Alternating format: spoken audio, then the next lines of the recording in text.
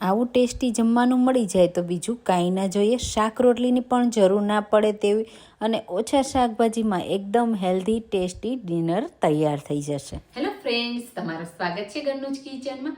આજે આપણે બનાવીશું સુપર ટેસ્ટી, એકદમ ચટપટો ટેસ્ટી ઇન્સ્ટન્ટ પુલાવ બનાવીશું. સાથે એકદમ નવી જ વ્હાઈટ કઢી બનાવીશું. તો ખાવાની આ કોમ્બિનેશન એટલું સરસ ટેસ્ટી લાગે છે કે તમે વારંવાર બનાવશો અને એકવાર જો આ ડીશ બનાવી લીધી તો તમારી ફેવરિટ થઈ જશે. તો ચાલો રેસીપી બનાવવાનું શરૂ કરીએ. સૌથી પહેલાં આપણે પુલાવ બનાવવા માટે 1 કપ ચોખા લઈશું. તો કોઈ પણ બ્રાન્ડના તમે રાઈસ લઈ શકો છો. હવે સરસ રીતે પાણીથી ધોઈ લેવાના. મેં બાસમતી ચોખા લીધા છે અને આ ચોખાને પહેલાં જ આપણે સારી રીતે પાણીથી વોશ કરી લેવાના, પછી એને પલળવા દેવાના. એટલે જે પણ એક્સ્ટ્રા કચરો હશે તે બધો નીકળી જશે. અને હવે આ બધું પાણી આપણે કાઢી અને સારું પાણી એડ કરીશું. તો એને પલળવા માટે આપણે 10 મિનિટ માટે સાઈડમાં રાખીશું. 10 મિનિટ પછી પુલાવનો વઘાર કરીશું. તો કુકરમાં જ આપણે એકદમ ઇન્સ્ટન્ટ તૈયાર થઈ જશે. તો 2 ટેબલ સ્પૂન જેટલું ઘી એડ કરીશું. હું ઘીમાં વઘાર કરું છું, તમે તેલમાં પણ કરી શકો છો. જીરું અને 3 થી 4 લવિંગ, એક આપણે તજનો ટુકડો અને એક બાદિયા અને સાથે એક તમાલપત્ર એડ કરીશું. 2 સૂકા લાલ મરચાં અને થોડા મીઠા લીમડાના પાન એડ કરવાના. 1 પિંચ જેટલી હિંગ એડ કરીશું અને વઘારને સારી રીતે થવા દેશું. વઘાર થઈ જાય પછી 1 ટીસ્પૂન આદુની પેસ્ટ એડ કરીશું. 1 મીડિયમ સાઇઝની ડુંગળીને આ રીતે સ્લાઇસમાં કટ કરી એડ કરીશું અને ડુંગળીને હલકી સોફ્ટ થાય ત્યાં સુધી કૂક કરવાની છે. તો થોડી જ વારમાં ડુંગળીની સ્લાઇસ અલગ થઈ જશે અને તરત જ સોફ્ટ થવા લાગશે. તો બસ આ રીતે હલકી કૂક થઈ જાય પછી આપણે એમાં તીખાશ માટે મેં અહીંયા 1 તીખું લીલું મરચું એડ કર્યું છે અને સરસ રીતે એને પણ મિક્સ કરી દઈશું. હવે આપણે એમાં એડ કરીશું મેઇન ઇન્ગ્રીડિયન્ટ ટામેટાં. તો મેં અહીંયા 4 નંગ ટામેટાં લીધા છે અને એને આપણે સરસ રીતે મિક્સ કરી લઈશું. તો અહીંયા ઓછા શાકભાજીમાં પુલાવ તૈયાર થઈ જાય છે. ખટ્ટો મીઠો સુપર ટેસ્ટી આ ટામેટાનો પુલાવ તૈયાર થાય છે. હવે આપણે એમાં સ્વાદ પ્રમાણે મીઠું પણ એડ કરી દઈશું અને મિક્સ કરી લઈશું. અને ટામેટાને મીઠા સાથે બહુ સરસ રીતે કૂક કરવાનું છે, એટલે એમાં ફ્લેવર પણ આવી જાય અને તરત જ સોફ્ટ પણ થઈ જાય. તો ટામેટાને કૂક થતાં 3 મિનિટ થઈ છે અને તમે જુઓ હવે મેસી થઈ ગયા છે. આ રીતે તમે મેશ કરો તો ટામેટાં મેસી થઈ જાય છે. બસ ત્યાં સુધી આપણે એને કૂક કરવાના છે.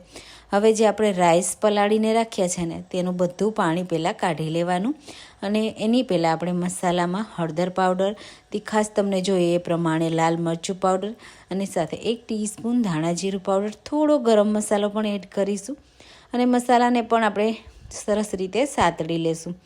તો આ રીતે મસાલા એડ કરતાં પહેલાં જ મેં રાઈસમાંથી બધું પાણી કાઢી લીધું હતું, એટલે તરત જ મસાલા છે એ બળી ના જાય અને આપણે તરત જ એમાં રાઈસ એડ કરી શકીએ.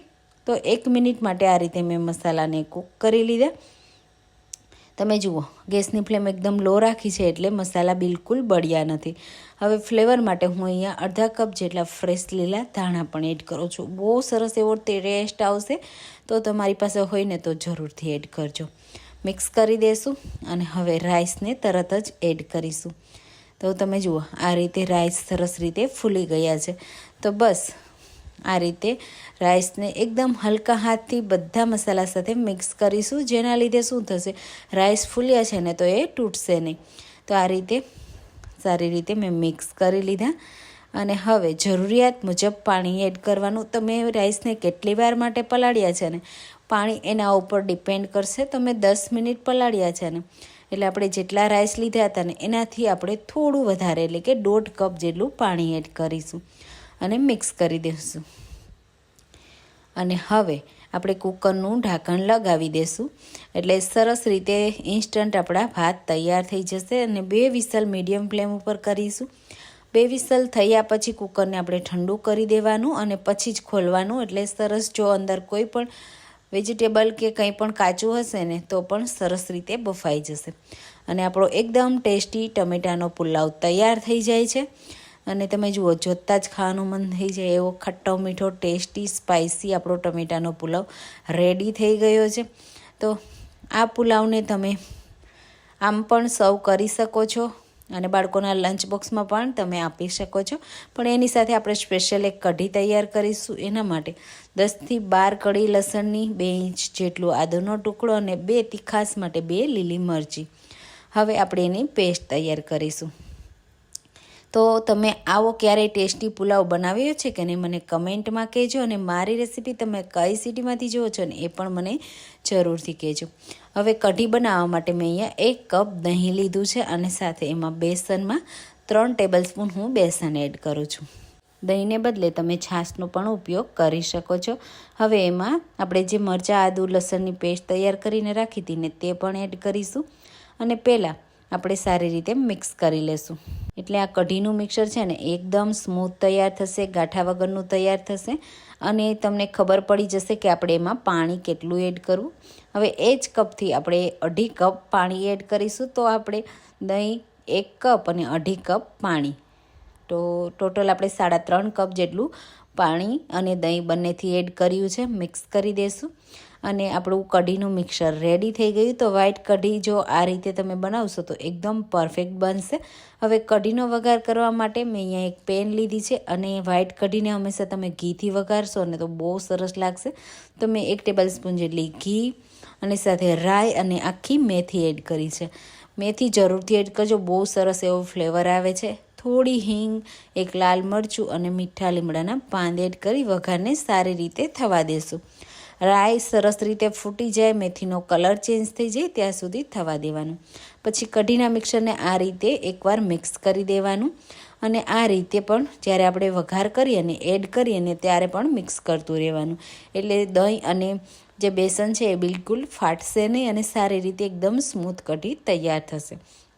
હવે 1 મિનિટ માટે આ રીતે ચલાવતા રહેવાનું.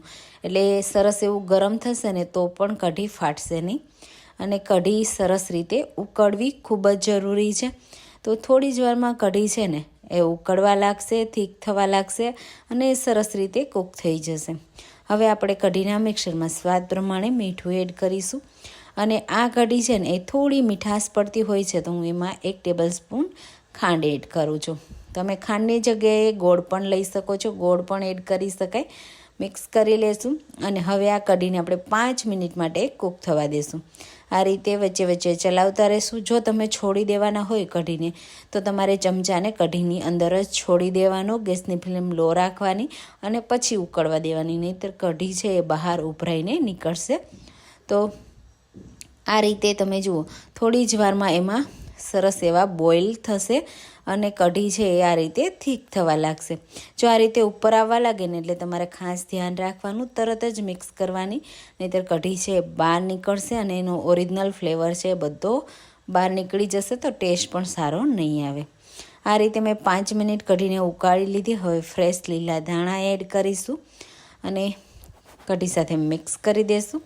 આ ગરમા ગરમ કઢીને કોઈ પણ પુલાવ સાથે, બિરયાની સાથે તમે સર્વ કરજો, બહુ સરસ એવી લાગે છે. અને રોટલા સાથે પણ બહુ સરસ એવી કઢી લાગે છે. તો મિક્સ કરી દીધી અને આપણી કઢી ઓલમોસ્ટ બનીને તૈયાર થઈ ગઈ છે ને એકદમ ટેસ્ટી, જોતાં જ ખાવાનું મન થઈ જાય એવી કઢી રેડી. તો આ કઢીને આપણે આજે તો ટમેટો પુલાવ સાથે સર્વ કરીએ છીએ.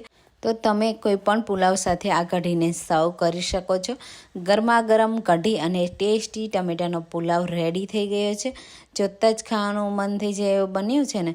તો તમે પણ આ રેસીપી જલ્દીથી જલ્દી ટ્રાય કરજો અને મને કમેન્ટમાં કહેજો કે તમને આ કઢી પુલાવની રેસીપી કેવી લાગી. થોડા સમયમાં બની જાય છે, સુપર ટેસ્ટી લાગે છે અને બધાની ફેવરિટ થઈ જશે. તો ચાલો તમે પણ આ રેસીપી જલ્દીથી જલ્દી ટ્રાય કરો. રેસીપી પસંદ આવી હોય તો લાઇક કરો, શેર કરો અને મારી ચેનલને સબસ્ક્રાઈબ કરવાનું પણ ભૂલતા નહીં, જેથી નવી નવી રેસીપીઓ દરરોજ મળતી રહેશે. તો ચાલો ફરી મળીશું એક નવી રેસીપી સાથે. Thank you for watching.